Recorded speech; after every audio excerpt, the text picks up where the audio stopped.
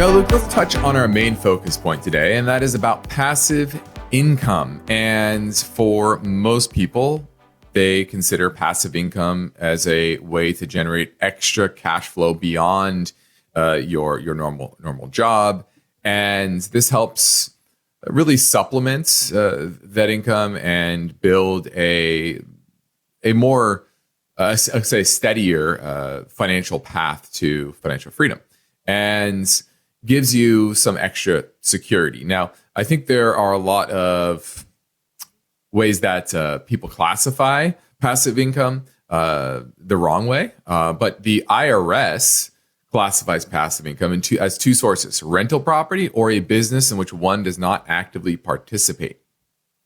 In practice, I think the true definition is a little broader than that, but there's still, I think, some misnomers here.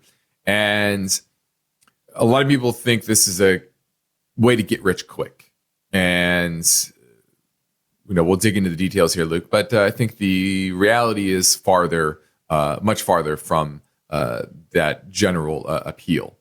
Now, what isn't passive income? First off, a job of any kind, a second job, non-dividend producing assets like cryptocurrency or, speculative equities, etc. That's not passive income. A lot of people might make money on that. You might think that, that's a good way to maybe hedge against inflation, to get capital appreciation over time, but that's not passive income. Even though you're up, you make money on certain positions over certain times, that's not passive income, okay? Now, let's list off a few, Luke, and you can tell me whether you think this is truly passive income. Number one, write an ebook. Okay, it could be, doesn't have to be long, and should be probably on some have some expertise in that field. So you have a background there, and it will hopefully help readers develop a special skill or abilities and further themselves.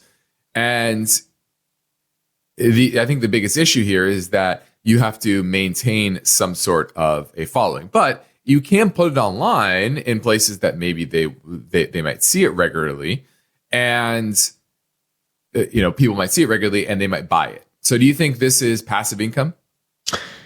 So if you were listening on Friday, you would know that my pet peeve, one of them, is when people call things passive income that are not passive income. So let's take writing an ebook. Okay, step one, you got to write an ebook. Then you got to publish an ebook.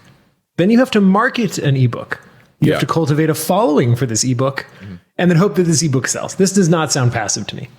Well, I think, there's always going to be some level of upfront work here.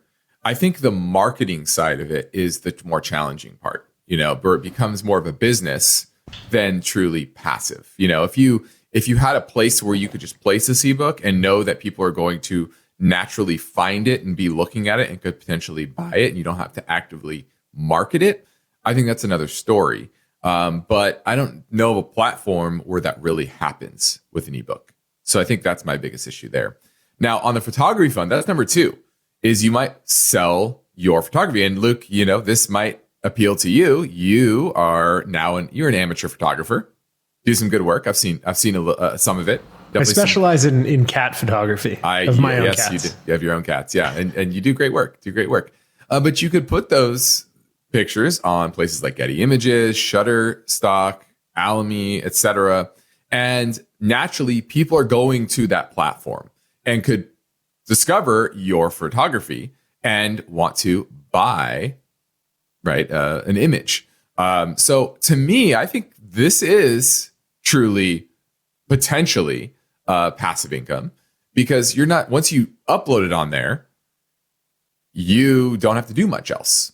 Right, the platform is going to kind of do the work for you. Sure, you could do more to market it, but if the platform is good, then naturally people are going to be finding your images. See, I tend to agree here, because nobody who's going to sell their photography is generally going to sell photos they take on their iPhone, right? It's going to be people that are like me, just love photography, love taking photographs, love the scenery, love framing everything. Yep. And so they can put their images on these websites and just leave them there. You're not doing any work. The website is doing the work for you. So this is a hybrid, but I actually consider this passive income. Okay. Number 3 is create an app, a game or some sort of app that performs hard to do functions. Now, this is one where I don't think it's passive income, mainly because I think it's going to be very hard to, there are tens of thousands, maybe hundreds of thousands of apps out there on the, Google and Apple app stores. And it's going to be hard to have people naturally find those apps, especially if it's a game. There's a million games out there. What makes your game cooler than others? I mean, maybe they could stumble upon it. Hard to do functions. I think there probably be a lot of copycats on that front. I don't know. This is kind of in the middle for me. What do you think? Not passive income. Okay. Do you know the story of Flappy Bird? Remember Flappy Bird? Mobile game? Made a bunch of money, about $50,000 a day at one point in January 2024. And then the guy who made it just shut it down in February because it was too much work maintaining it. You can't just set it and forget it here. There's a bunch of troubleshooting, updating, all sorts of things. Absolutely not passive income. Just ask Flappy Bird guy. Yeah, we have an app in the App Store for our clients, and I get stuff from Apple all the time. I have to update, terms and do all these things to make sure the app stays on the App Store. So that's certainly not passive. Now, number 4 is creating a blog or YouTube channel. Now, as a organization that has a YouTube channel, I think this is clearly not passive income. There's nothing passive about creating content and making money and selling ads, right? A lot of people think you can create this audience. It's very difficult to create a big audience on YouTube. So this is clearly not selling designs online. Now, business there's Cafe Press and Zazzle allows you to sell items including T-shirts, hats, mugs, and more with your own design. This one is, to me, kind of like the photography side. If you create some cool designs or some sayings or anything like that. My biggest issue is that it can be kind of knocked off very easily. Okay. So that I think is a bit of a passive income there. Now let's get into passive income ideas for investors. Dividend stocks. Passive income? I think so. Yeah, absolutely. Bond ladder. It's another type of passive income. Depends on the type of risk you want to take, right? Equities, obviously higher risk. Bond ladders or CDs. CD ladder, that would be lower risk, but certainly lower potential return. An annuity, fixed annuity, I think that's clearly passive income, right? Mm-hmm, absolutely. Peer-to-peer lending, this is where I think it gets a little riskier than most people realize. Lending Club, Prosper, etc. It's passive income, but it's high-risk passive income. Would you say that? Yeah, I think that's fair. I think it still fulfills the idea of being passive income, though, right? You're lending out money. You're not doing any work. Supposedly, hopefully, the person you're lending to is doing work, and then you see a return. Yeah. Then you have closed-end funds, preferred stocks. 2 areas I don't love, but that they do produce income, so I have no issue with that. That are passive, but certainly can be high risk depending on the market environment. And then get into real estate passive income. So rental income, clearly, if you are a buy and hold renter, it's very difficult in today's market where the cap rates, on real estate around the country are relatively low, especially when you compare to like bond yields. You can get corporate bonds now at 6.5%, 7%. It's very difficult in many areas to find cap rates that high. So, are they? Is it a great diversifier of your asset base? I think that's potentially true, but certainly buy and hold rentals are passive in some way, but there is some upkeep there. I think if you hire a property manager, then it truly becomes more passive. That's what I was about to say. People love investment. Real estate is an investment, but nobody wants to be a landlord in their retirement. So certainly if you are the landlord in property management yourself, that is anything but passive. Yep. But yes, I agree with you. If you hire somebody to outsource that work, certainly passive income. Yeah, it's more of a small business in many ways because you suddenly become a property manager when you own that and don't have a property manager for yourself. Buy crowd-funded real estate. This is certainly passive, but not the way I would go about it. I would go with number 15, which is REITs. Owning REITs, a much better way, I think, to gain access to the real estate markets and produce income without really any work, having someone else do it for you. The crowdfunding real estate market, I think, is not really tested very well compared to the REIT sector, which has been around for many decades. Okay.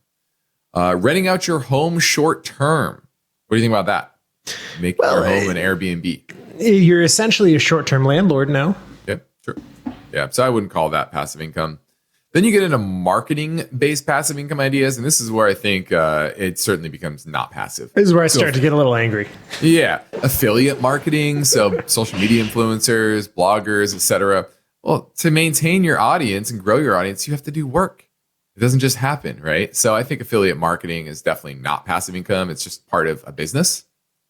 Same with sponsored posts on social media, same thing, right? Advertising on your car, though. That's interesting. You can pay, or you can get paid to put big advertisements on your car, depending on your driving habits and where you live. I think that's passive. I would say only if you don't drive more than you otherwise would. True. Then others would be flip retail products. So arbitraging, finding products for sale on, say, Alibaba, and then setting up a site and selling them elsewhere. Interesting enough, I actually had a cousin of mine in high school build a website like this and make good money. But it's a job.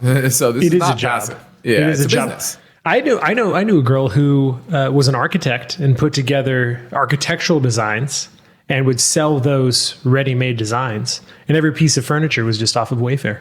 Yeah. So it can be done. It's just, it's a business idea. Okay. That's fine. Not passive, though. Create a course and put it on Udemy, Skillshare, etc.